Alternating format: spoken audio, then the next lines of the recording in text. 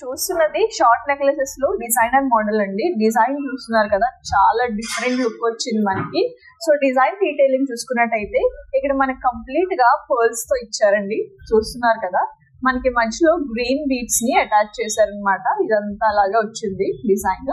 And కింద మనకి ఇదంతా ఎనామిల్ తో వచ్చింది. డిజైన్ చాలా డిఫరెంట్ ఉంది. అండ్ లాకెట్ చూసుకున్నట్టయితే ఇది కూడా డిఫరెంట్ గా ఉంది. లాకెట్ కూడా, దీన్ని కూడా వీళ్ళు ఎనామిల్ తో డిజైన్ చేశారు. ఇదంతా దీని వెయిట్ వచ్చేసి 21 grams.